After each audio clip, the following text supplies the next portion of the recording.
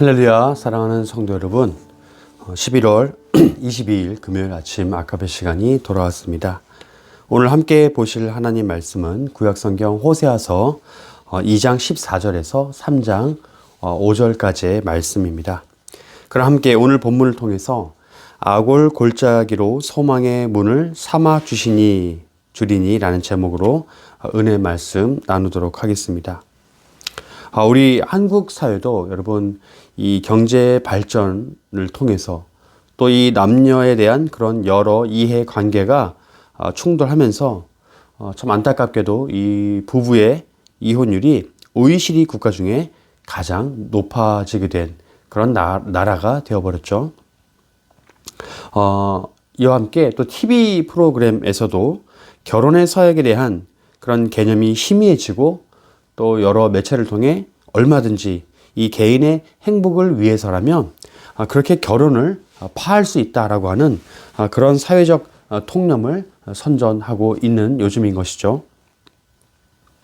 이러한 상황 속에서 이젠 교회가 세상을 향해 외쳐야 할 그런 이 부부 관계의 신뢰에 대한 그런 소리를 높일 때가 되었다라고 우리는 여길 수 있습니다. 성경은 이렇게 하나님과 또 교회의 관계 그리고 예수 그리스도와 그분을 믿는 이 신자들의 관계를 많은 부분을 할애해서 이 부부로 비유하고 있는 그런 증거들을 우리가 확인해 볼 수 있습니다. 또 부부로서의 역할과 그런 이해도 이 성경은 명확하게 그려주고 있는데요. 그런데 이 중에서도 우리 신자들이 기억해야 할 것은 바로 남편 대신 하나님께서 아내로 비유된 이 자신의 부정한 백성들을 어떻게 해요? 끝까지 사랑하셨다라고 하는 것을 우리는 기억해야 된다라고 하는 것입니다. 하지만 오늘 본문 바로 직전의 내용은 호세아서 2장 1절로 13절까지의 말씀을 보면 하나님께서 아내가 되는 그 이스라엘을 아주 혹독하게 심판하실 거라는 그러한 내용을 증거해 주고 있는데요. 호세아서 2장 2절 말씀을 그럼 한번 읽어보겠습니다. 너희 어머니와 논장하고 논장하라. 그는 내 아내가 아니요 나는 그의 남편이 아니라. 그가 그의 얼굴에서 음란을 제하게 하고 그 유방 사이에서 음행을 제하게 하라. 아멘. 그렇습니다.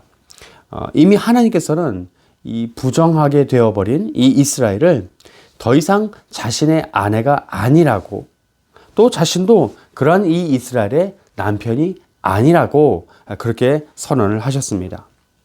왜냐하면 이 이스라엘의 부정은 음란을 가리키는데 이것은 하나님이 아닌 즉 이 다른 하나님 무엇입니까? 즉 우상을 그렇게 섬겼다는 것, 즉 다른 남편을 섬겼다라고 하는 것을 이유로 가르쳐 주고 있는 것이죠.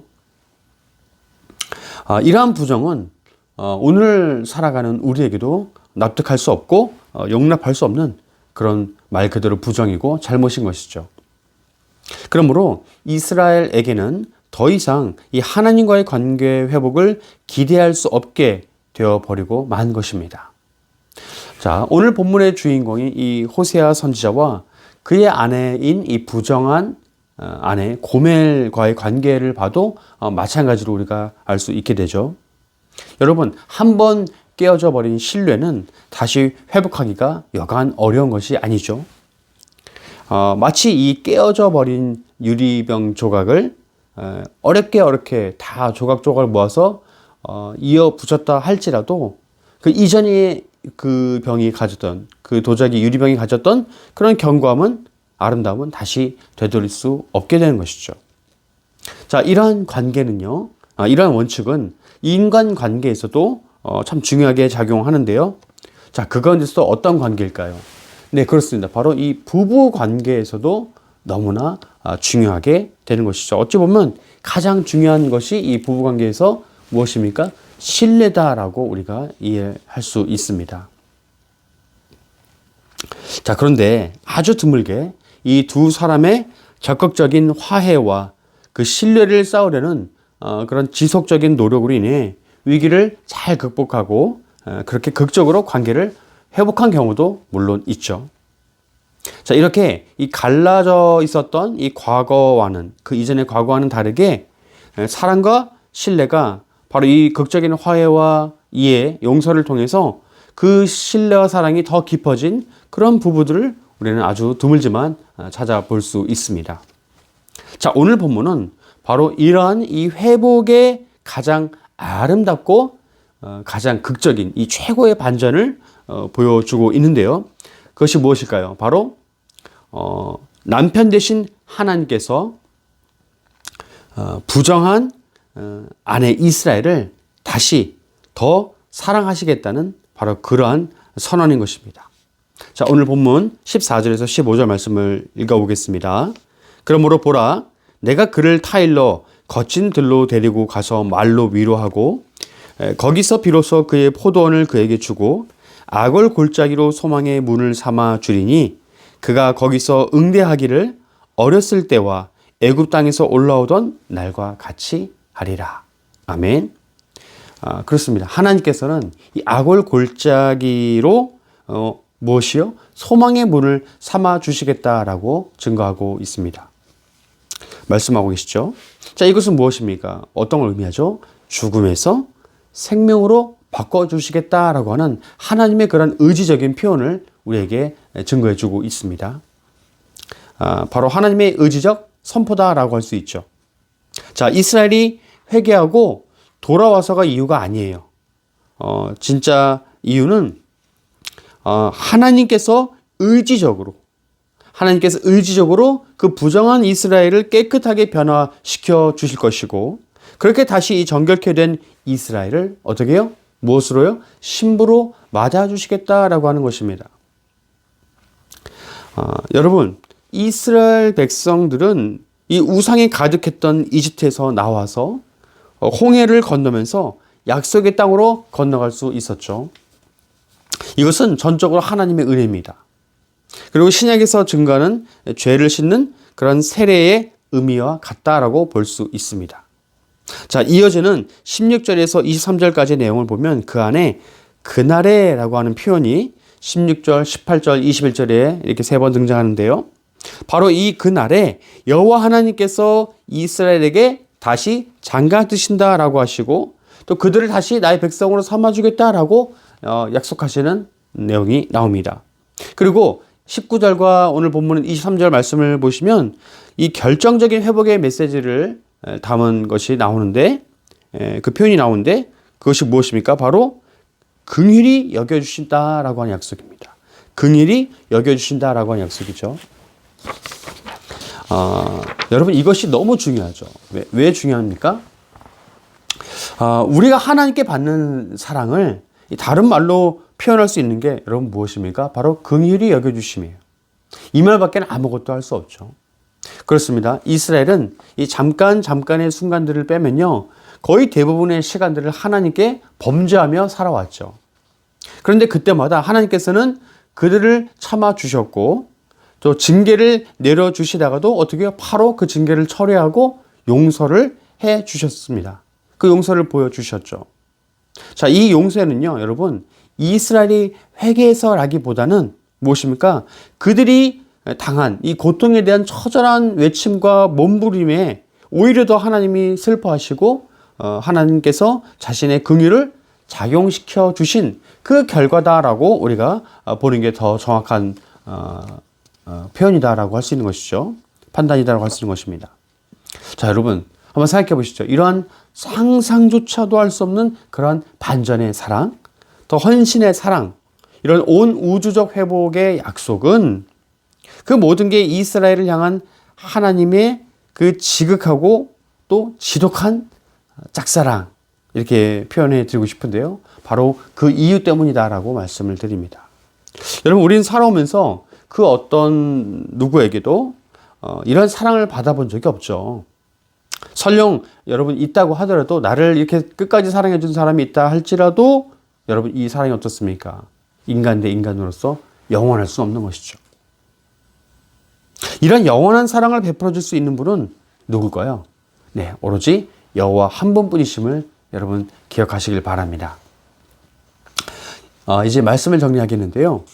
여러분 오늘 본문 3절 오늘 본문 이 3장 1절에서 5절에서 보면은 하나님은 이 호세아 선지자에게 명령하시기를 자신이 부정한 이스라엘을 끝까지 사랑하신 것처럼 이 선지자 호세아에게도 부정한 아내인 고멜을 은과 보리를 주고 다시 그녀를 데려오라 사오라라고 이야기합니다. 그리고 이러한 순종에 대한 대가로 5절 말씀을 증거해 주시는데요. 자, 호세아서 3장 5절 말씀입니다.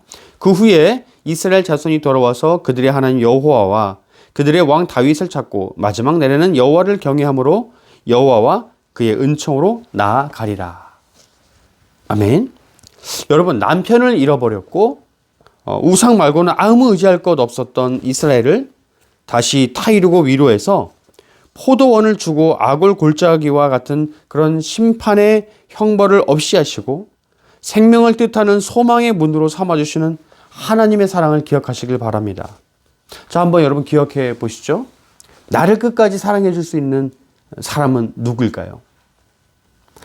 우리 나를 낳아주신 부모도, 또 나와 결혼한 아내 내지 남편도, 또 내가 낳은 자녀들도 결국 그들 모두 나를 떠나든지 아니면 내가 떠나든지 하던 간에 어느 누구도 이 세상에서 영원히 나와 함께 해줄 수 있는 사람은 없다라고 하는 것이죠. 하지만 여기에 하나님의 사랑이 들어가면 이야기는 달라지게 됩니다. 왜일까요? 우리 하나님께서는 죽음도 생명으로 바꾸시고요. 할렐루야. 또 형벌도 위로와 회복으로 바꾸실 수 있는 분이심을 기억하시길 바랍니다. 자, 이혼도요, 다시 결혼으로 바꿔주세요. 그리고 더 큰 신실과 인애를 우리에게 허락해 주십니다. 그러므로 우리가 기억하고 감사해야 할 것은 바로 내가 받은 그 사랑을 기억하고 감사하는 것 뿐이죠. 여러분, 이 사실을 믿으십니까? 내가 하나님의 사랑에 보답할 수 있는 다른 어떤 능력이 있을까요? 우리에게 있지 않죠. 없죠. 자, 왜냐하면 나에게는 하나님의 그 사랑에 견줄 만한 어떠한 의로움도 자비도 긍휼도 없다라고 하는 사실 때문입니다. 여러분, 나에게 있는 의로움이란 게 무엇일까요? 여러분, 나에게 있는 의로움이란 내 것이 아니죠. 호세아 선지자가 끝까지 포기하지 않은 그런 하나님께서 허락하신 부정한 여인 고멜에 대한 사랑이고요. 그와 같은 것이고요. 영원히 죽을 수밖에 없었던 나를 끝까지 사랑하셔서 자신의 그 아들 독생자 예수 그리스도를 보내시어 그분을 죽게 하신 바로 그 희생의 사랑, 구속의 의의밖에 우리는 내세울 게 없다라고 하는 것이죠. 바로 이 사랑을 우리가 기억하고 감사해야 하는 것입니다. 여러분, 죽음의 아골 골짜기를 이 생명 기다리고 있는 소망의 문으로 바꿔주시는 반전의 그러한 하나님의 사랑, 또 예수 그리스도의 그 사랑을 기억하고 감사하는 그런 저와 우리 모든 성도님들 되시기를 주의 이름으로 간절히 축원합니다. 아멘. 기도하시겠습니다. 사랑의 하나님, 감사합니다. 나는 나의 죄로 인해 영원히 죽을 수밖에 없는 존재임을 기억하게 하여 주시옵소서. 아골 골짜기의 독생자 예수 그리스도를 보내시고 나에게는 그분의 희생으로 인해 주어진 의와 생명으로 나아가게 해주심을 기억하고 감사하길 원합니다. 이러한 애씀과 노력으로 나아가는 우리가 되게 하여 주시옵소서. 감사드리며 이 모든 말씀 우리의 거룩하신 주 예수 그리스도 이름으로 기도드리옵나이다. 아멘. 네, 오늘도 말씀으로 승리하시고 내일도 귀한 말씀으로 함께 나아가겠습니다. 감사합니다.